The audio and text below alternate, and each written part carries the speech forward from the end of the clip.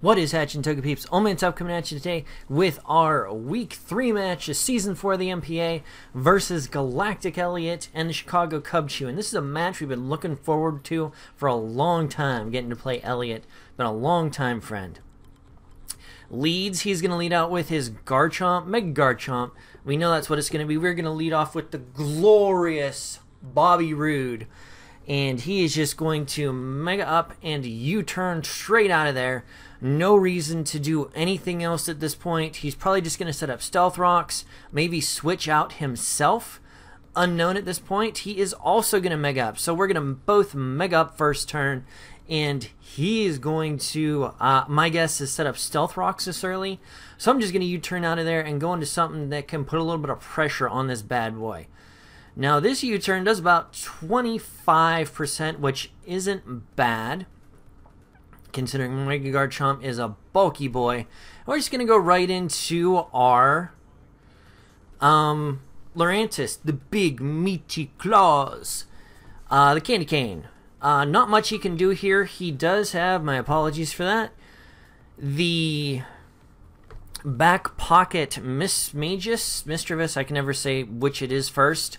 Thinking maybe he would go into that predicting a superpower, but he's going to go into Meloetta here, who is normal psychic, so does not resist that attack.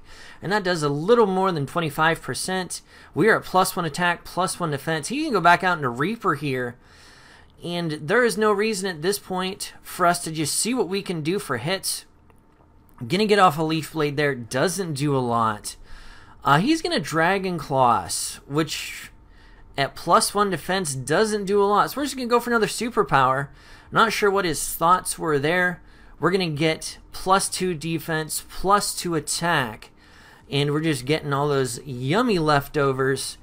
And he's a little stymied at this point. Not exactly sure what to go on. He's just going to stay in trying to get damage on us. We're going to see the critical hit there.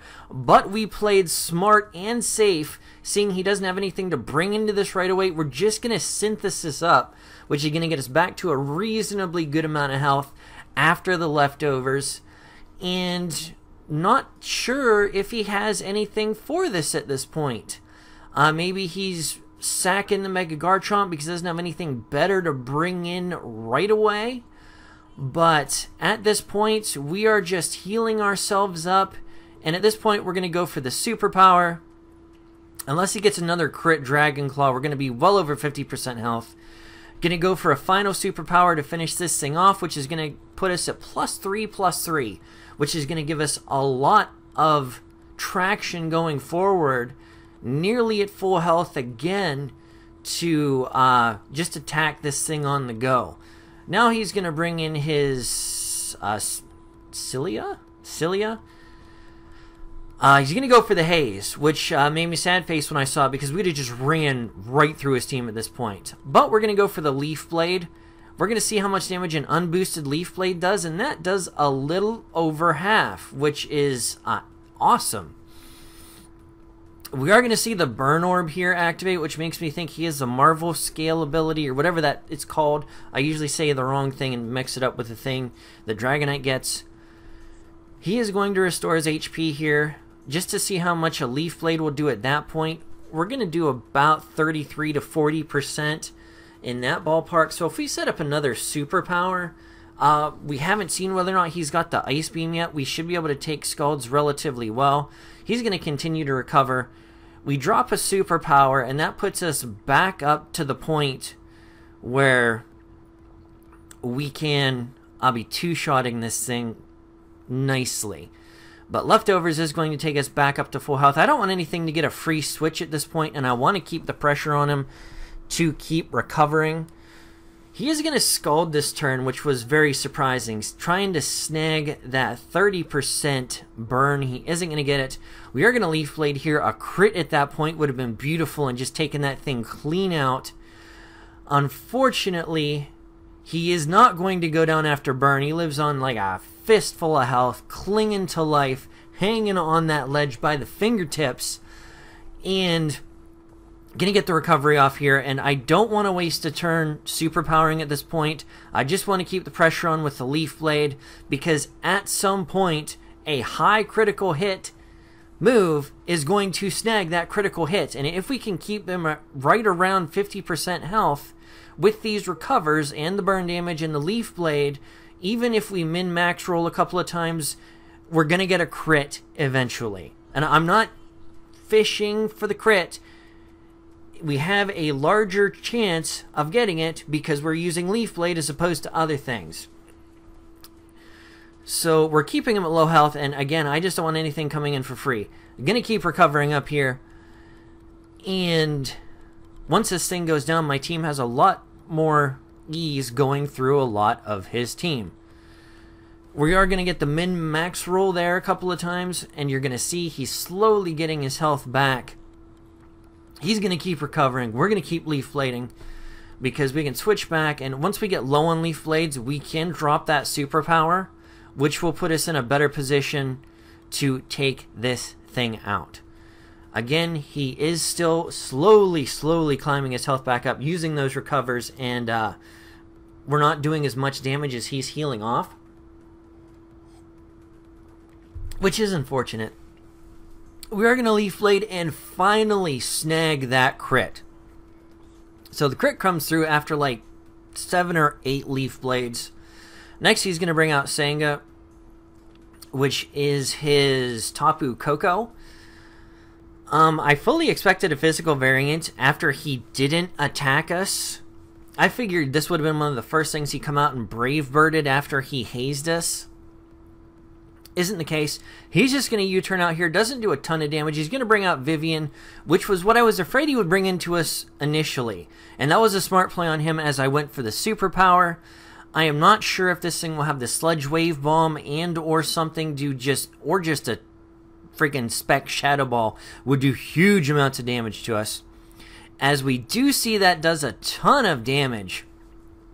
And we're going to do a little over 50% health with that Leaf Blade, but we do not want to take the incoming Shadow Ball again. Again, not 100% certain what his move or item is.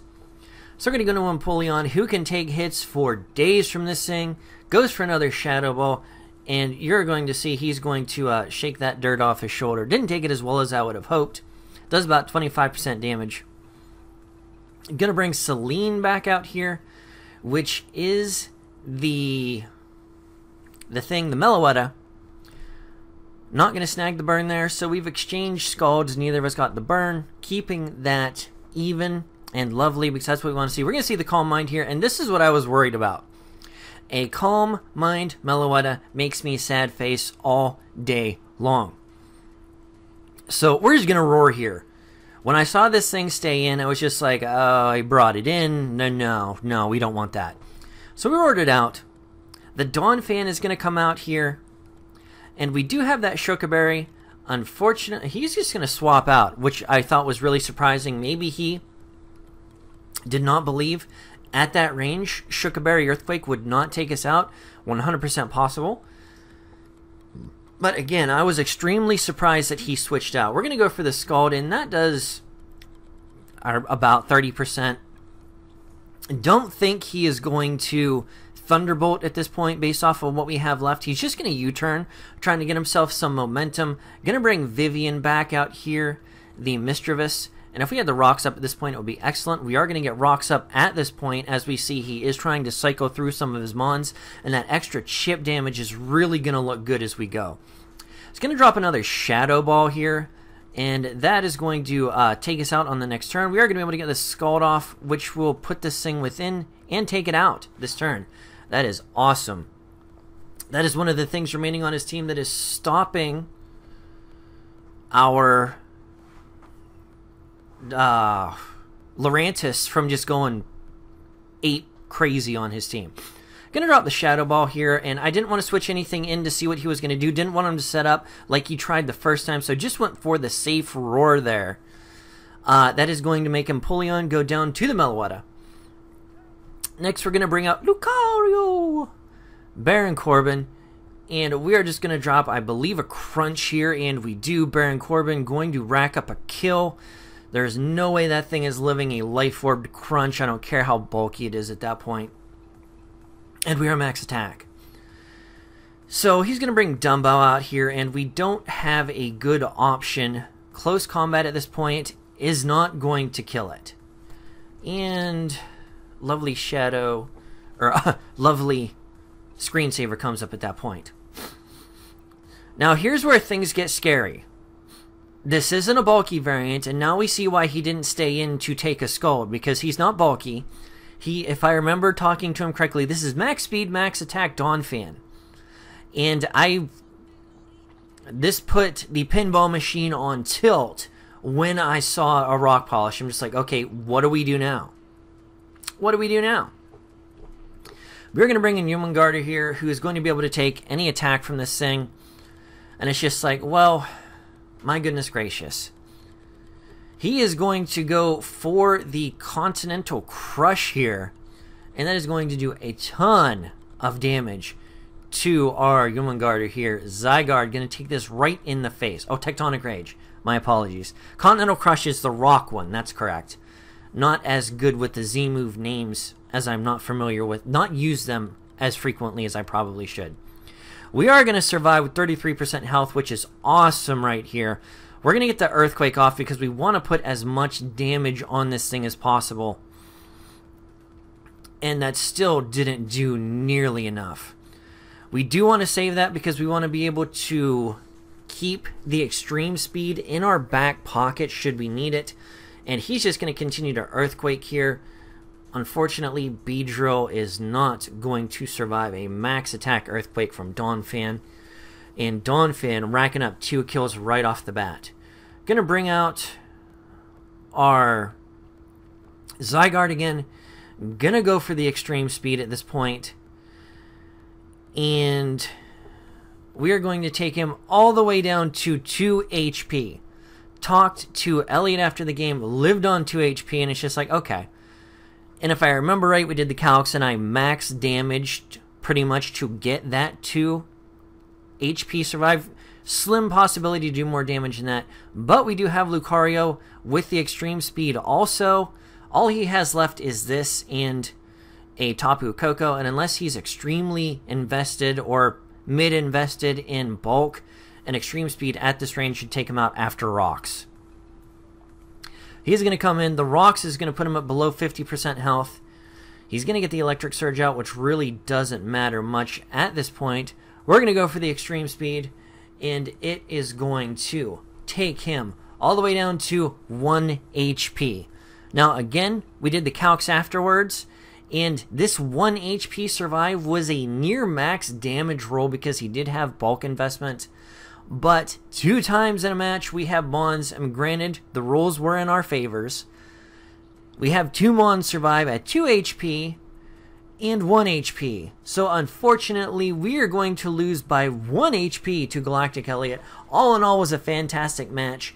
He fought, clawed, and nailed to get himself back from that early deficit that Lurantis put him in. But that was an awesome barn burner that took it all the way down to the wire. And we're going to lose GalacticElliot 1 HP. So let me know what you thought about that match. Probably could have played a little bit better endgame there. But that freaking thing, the guy, Donphan, just caught us way off guard with that rock polish.